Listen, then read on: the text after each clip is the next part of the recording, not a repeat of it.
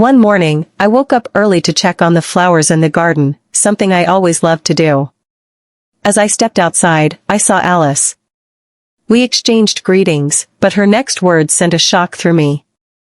"I heard you were going to your parents' house." My heart skipped a beat. Had Steve been discussing our private matters with her?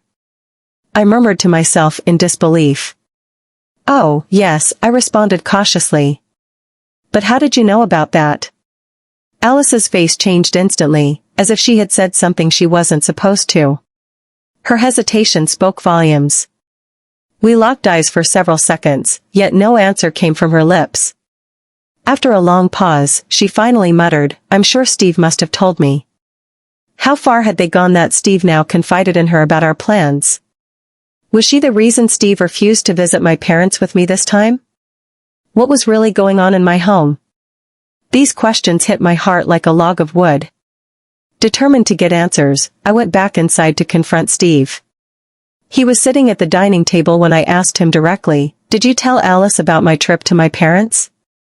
As expected, his face was filled with shock.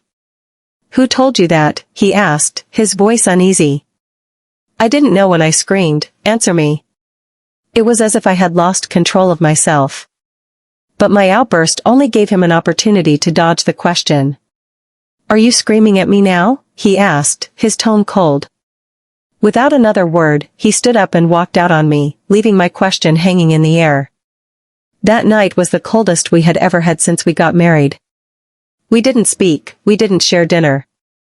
The distance between us had never felt so vast. At some point, Steve suddenly dashed out of the house, late into the night. I tried to stop him, but he wouldn't listen. I sat on the bed, memories of our old, happy days flashing through my mind.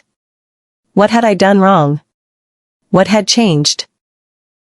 Steve never returned for hours, and though every fiber of my being wanted to march to Alice's house and demand answers, I dared not. At dawn, music from Alice's room woke me up. A sharp knock on the door followed. My heart leaped with hope. Was it Steve? Smiling, I hurried to open the door, but my joy quickly faded. It was the dry cleaner. "What brings you here so early?" I asked. "Mr. Steve sent me to pick up his clothes for washing." I blinked in confusion. "When did Steve start sending his clothes out for washing?"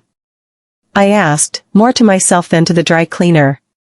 I had always been the one to do his laundry. Why the sudden change? My stomach twisted with unease. Something wasn't right. I reached for my phone to call him, but the call didn't go through.